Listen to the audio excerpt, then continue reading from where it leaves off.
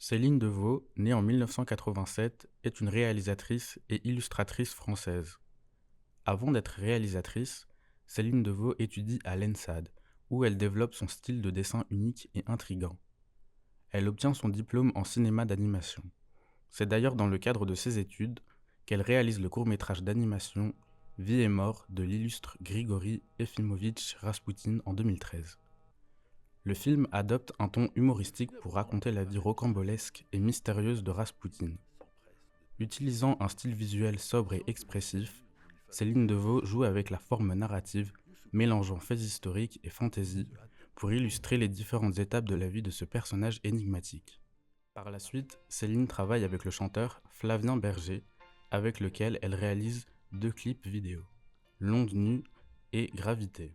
Ensuite, elle produit son deuxième court-métrage intitulé Un repas dominical. C'est avec ses œuvres suivantes Gros Chagrin et Tout le monde aime Jeanne qu'elle est récompensée. Le premier reçoit le prix du meilleur court-métrage, tandis que le second, Tout le monde aime Jeanne, qui est un long-métrage, est sélectionné pour la semaine de la critique au Festival de Cannes. Bon, alors, je suis désolé, je me souviens pas du tout de ton nom. Ah, c'est peut-être parce qu'on se connaît pas.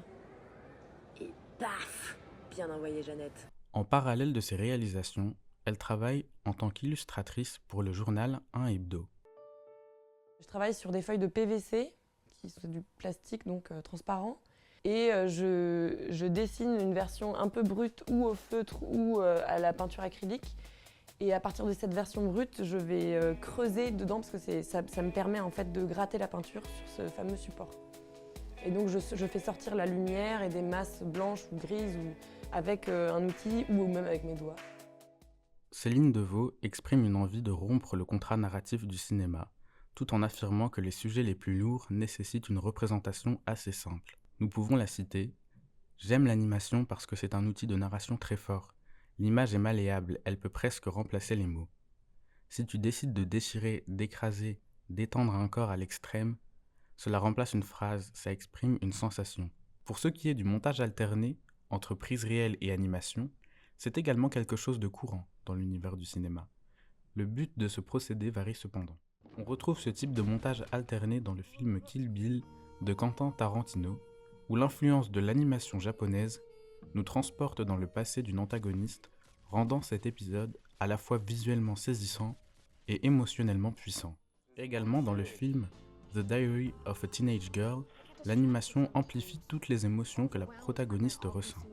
Dans le même style, l'animation permet d'intensifier le délire de Deadpool lorsque ce dernier a un couteau planté dans la tête. On peut le voir imaginer un tas de personnages animés autour de sa bien-aimée, elle aussi amochée. Dans l'œuvre de Mary Poppins, l'imaginaire et le fantastique prennent de l'ampleur grâce à l'animation.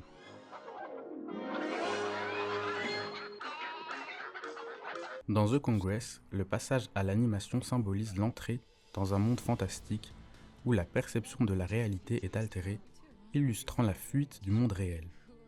C'est aussi le cas dans The Phantom Balltooth, où un garçon doit s'échapper d'un monde imaginaire pour revenir à la réalité. But your imagination to Dictionopolis, where words are weird. Words in a word are fantastic. L'animation s'est déjà retrouvée à la télévision, par exemple dans les années récré où Pierre Tchernia interviewe Astérix et Obélix, nous immergeant totalement dans le monde de nos Gaulois, ou encore dans une publicité de 1980 pour les produits laitiers. En somme, Céline Devaux réinvente l'animation en y ajoutant sa touche personnelle. Ses films, à la fois drôles et profonds, abordent des thèmes sérieux avec simplicité. En utilisant un style minimaliste épuré, elle revisite un style déjà exploré par les pionniers, tout en y apportant une touche de fraîcheur.